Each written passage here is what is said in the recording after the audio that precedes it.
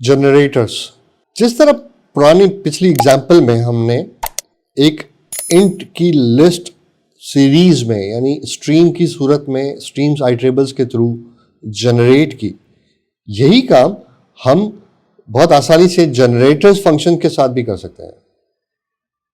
By definition generator function है क्या? Definition के हिसाब से डार्ट जनरेटर फंक्शंस हम यूज करते हैं सीक्वेंस ऑफ वैल्यू को जनरेट करने के लिए।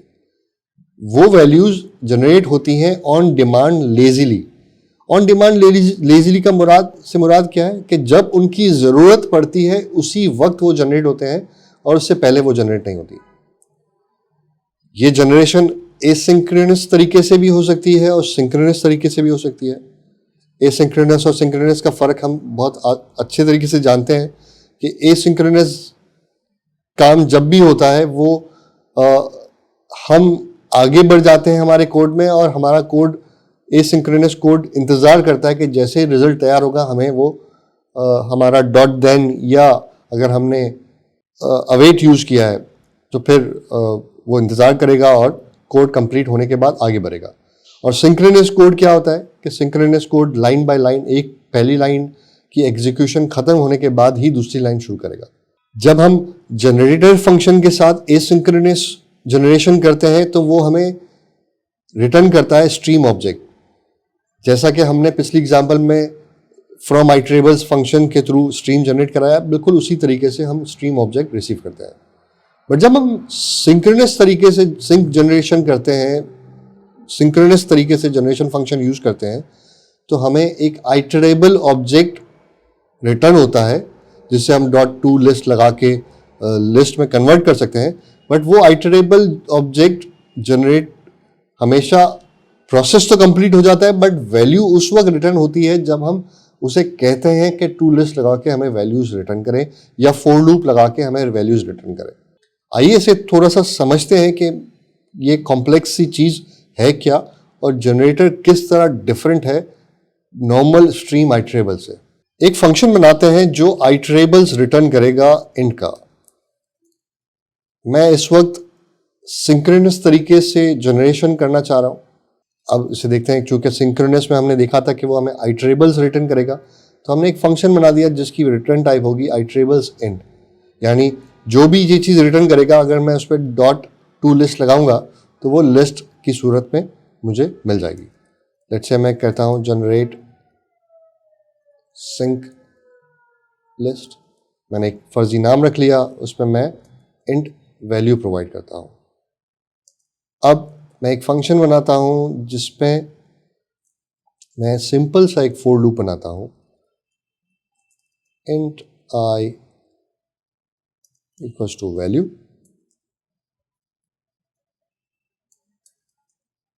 I is greater than 0, I minus minus.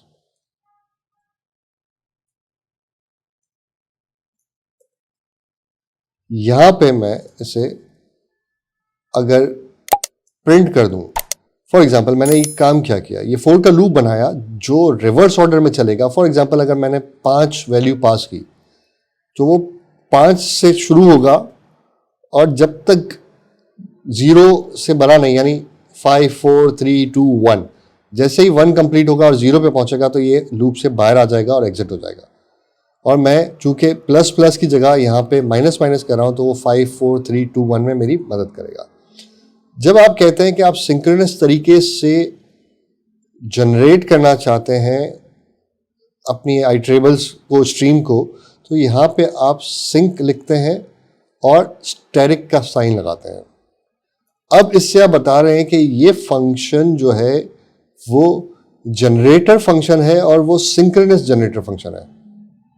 फिर यहाँ पे आप यील्ड लगाते हैं और कहते हैं कि जैसे ही वैल्यू तैयार हो जाए आप मुझे भेज दीजिएगा। यील्ड की स्पेलिंग ठीक कर लेते हैं, आप यील्ड करते हैं और यहाँ पे वैल्यू जैसे जैसे तैयार होती जाती है वैसे वैसे आपको मिल जाती है और फिर आप उसे अपने कॉलिंग फंक्शन में रिसीव कर लेते हैं। फॉर एग्जाम्पल मैं यहाँ पे वॉइड मेन बनाता हूँ जहाँ से हम इस जनरेट सिंक लिस्ट फंक्शन को कॉल करेंगे। हम करते हैं फाइनल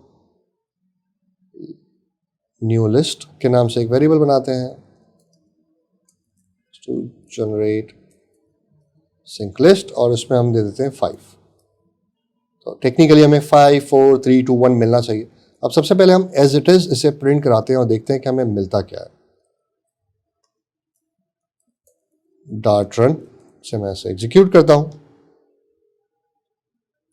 आप देख सकते हैं कि हमें राउंड ब्रैकेट में डेटा मिला है। दैट मीन्स हमें एक आइटरेबल मिला है जिसे मैं अगर टू लिस्ट कर लूं। अब हम देखते हैं कि हमें क्या मिलता है। डॉट रन, आप देख सकते हैं कि हमें ये डेटा टू लिस्ट में मिला। चूंकि ये सिंक था और वैल्यूज तमाम मिलने के बाद हमारे पास पहुंची, तो हमें एक साथ सारी वैल्यू नजर आ गई। आइए इसको थोड़ा सा एसिंक बना के चेक करते हैं कि एसिंक कैसे होगा। एसिंक बनाने के लिए हमें यहाँ पे सिंक के बजाय एसिंक लिखना होगा। बट जैसे ही हम एसिंक लिखेंगे हमें यहाँ पे रिटर्न टाइप में एरर आएगा। चूंकि एसिंक स्ट्रीम रिटर्न करता है ना कि आइटरेबल्स, तो हम यहाँ पे स्ट्रीम्स कर देंगे और यील्ड हमने जिस तरह लिखा था वैसे ही लिखना शुरू करेंगे। बट यहाँ पे हम थोड़ा सा डिले ऐड कर देते हैं ताकि हमें आइडिया हो कि हम जो काम करने वाले हैं उसमें थोड़ा सा डिले किस तरह शो होता है, वो हम देख लेते हैं। हम करते हैं await future dot delayed duration seconds 2। एक फर्जी डिले हमने डाल दिया ताकि हमें ऐसा महसूस हो जैसे कि हम डेटा बैकएंड से मंगा रहे हैं और हम ताकि चेक कर सकें कि हमारे पास जब यहाँ पे डेटा आता है तो वो किस तरह होता है। तो अब सबसे पहले हम इसको हटा देते हैं टू लिस्ट को। हम देखते हैं कि हमारे पास किस तरीके का ऑब्जेक्ट रिटर्न होता है। डॉट रन, आप देख सकते हैं इस दफ़ा हमारे पास कंट्रोलर स्ट्रीम का ऑब्जेक्ट रिटर्न हुआ है जिसमें वैल्यू इंट टाइप की है। ये कंट्रोलर स्ट्रीम ये जाहिर करता है कि आपके पास डेटा कंट्रोल्ड होके आएगा। जब आप उसे कॉल करेंगे तभी डेटा आपको मिलेगा। फॉर एग्जांपल हम टू लिस्ट करके देखते हैं अब क्या रिजल्ट आता है।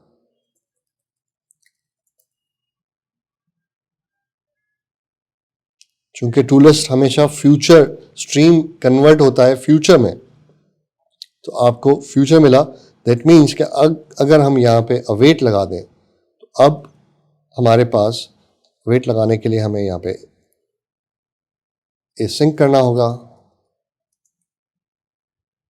अब जब हम इसे चलाएंगे तो आप देख सकते हैं कि ये इंतज़ार कर रहा है, क्योंकि हर आइट्रेशन में हमने 2 सेकंड का इंतज़ार किया, तो तकरीबन 10 सेकंड वो टोटल इंतज़ार करेगा और उसके बाद आके आपको रिज़ल्ट शो करेगा। चूँकि आपने उसे कहा था कि मुझे डेटा दे दिया जाए एक साथ, बट आप यहाँ पे जनरेशन में आपने इसमें फ़र्ज़ी टाइम लगा दिया था हर आइट्रेशन को जनरेट होने में। तो 5 4 3 2 1 हर उस सीक्वेंस में उसने 2 सेकंड का डिले लिया और जैसे ही सारा डेटा जनरेट हो गया उसने आपको यहाँ पे ये चीज़ रिटर्न कर दी। अगर हम यहाँ पे प्रिंट लगा दें तो हमें आइडिया होगा कि किस तरह वो वैल्यूज़ को वेट करा रहा है। डॉट रन,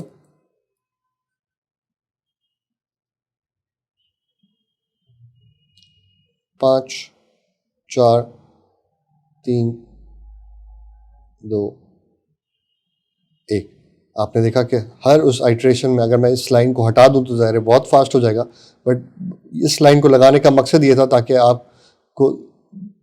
आप समझ सकें कि अगर आप कभी थर्ड पार्टी एपीआईज कॉल करते हैं या आपके अपनी बैकएंड सर्वर को कॉल करते हैं तो किस तरह उसमें डिलेज आते हैं और डेटा जैसे जैसे आता है तो आप उसे किस तरह आसानी से जनरेटर फंक्शंस के थ्रू हैंडल कर सकते हैं। आइए हम दोबारा से वो सम की एग्जांपल बनाते हैं जिसमें हमने लिस्ट बना के सम किया था और देखते हैं कि किस तरह हम जो वैल्यूज़ हमें मिली हैं उसे हम सम कर सकते हैं। फॉर एग्जांपल, हमने इस फंक्शन को कोई चेंज नहीं करते, हम वैसे का वैसे ही रहने देते हैं, और उसके बाद हम एक फंक्शन नीचे और बनाते हैं। वो फंक्शन हमें रिटर्न करेगा, let's say future of int, सम हुई हुई एक वैल्यू रिटर्न करेगा, सम स्ट्रीम वैल्यूज, एक फंक्शन का नाम बना दिया मैंने, और मैंने ऐसे बताया कि हम आप इसके आर्गुमेंट में इंटीजर वाली स्ट्रीम प्रोवाइड करेंगे।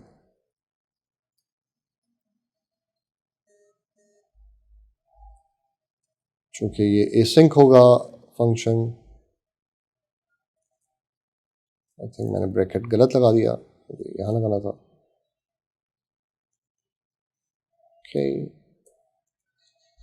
अब एक वेरिएबल बनाते हैं, int sum equals to 0, await for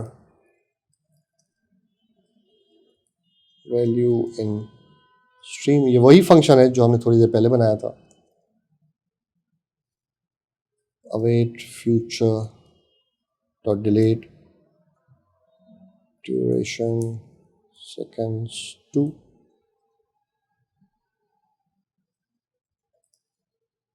print करते हैं वैल्यू को,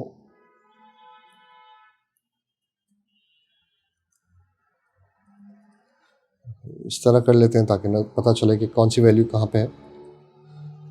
सम प्लस इक्वल्स टू वैल्यू और रिटर्न सम। सेम फंक्शन है जो हमने थोड़ी देर पहले बनाया था। अब इस फंक्शन को हम कॉल करते हैं हमारे मेन फंक्शन में, जहाँ पे हमने ये किया है, यहाँ पे हम इस फंक्शन को कॉल करते हैं और इसकी वैल्यू कहीं स्टोर कराता है। Sum value is equals to this function, और उसमें हम न्यू लिस्ट जो स्ट्रीम की सूरत में हमें मिलेगी, क्योंकि इस फंक्शन की रिटर्न टाइप स्ट्रीम है और यही हमने इसके इनपुट टाइप में लिखी है, और जब वो सब वैल्यूज़ मिल जाएंगी इस फॉर लूप की मदद से, तो जो सम होगा वो फ्यूचर की सूरत में हमें यहाँ पे रिटर्न होगा। क्योंकि ये सिंपल फंक्शन है, ये जनरेटर फंक्शन नहीं है, इसमें स्टैटिक नहीं लगा हुआ, इसमें यील्ड नहीं है। अब हम देखते हैं कि हमारे पास क्या रिजल्ट आता है। हम प्रिंट कर लेते हैं टोटल सम वैल्यू,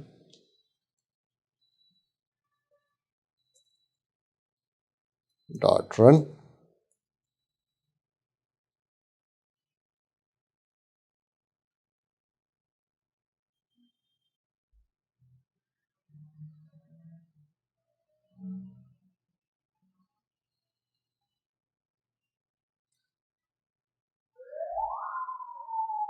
हमने वहाँ अवेट नहीं लगाया था, जिसकी वजह से रिजल्ट गलत आया। मैं कुछ और भी बेहतरी कर लेता हूँ। यहाँ पे हमने वैल्यू लिखा है, यहाँ पे हमने कुछ और लिख लेते हैं, स्ट्रीम वैल्यू कर लेते हैं और आई कर लेते हैं और रिसीव्ड वैल्यू कर लेते हैं।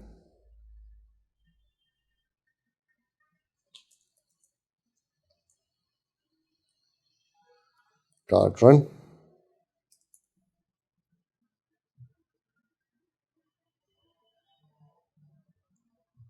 स्ट्रीम वैल्यू 5 रिसीव हुई, 5 4 3, जैसे जैसे वहाँ जनरेट हुई वैसे वैसे यहाँ रिसीव हुई। यहाँ रिसीव होने के बाद ऑटोमेटिकली आपको आखिर में टोटल मिल गया।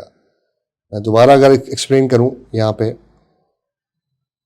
तो स्ट्रीम ने एक वैल्यू जनरेट की, जैसे ही वो जनरेट हुई, हालांकि हमने पूरा स्ट्रीम का एरे मांगा था, बट जैसे ही वो जनरेट हुई, वह एसिंक्रोनस थी, जैसे ही वो जनरेट हुई हमें यहाँ मिली और हमने यहाँ पे जो फंक्शन कॉल किया था उसमें हमने इसे प्रोवाइड कर दिया। आप देख सकते हैं कि पहले इसने स्ट्रीम वाली वैल्यू प्रिंट की, इसके बाद ये रिसीव वैल्यू प्रिंट की। दैट मीन्स कि जैसे पहली वैल्यू मिली वो इस फंक्शन में गया और उसने यहाँ पे ये काम किया। उसके बाद दूसरा स्ट्रीम जनरेट हुआ यहाँ पे और उसके बाद वो आगे गया। इस तरह आप स्ट्रीम्स और को जनरेटर्स की मदद से जनरेट कर सकते हैं, जिस तरह आपने कुछ देर पहले नॉर्मल तरीके से स्ट्रीम्स फ्रॉम आई टेबल करके जनरेट किया।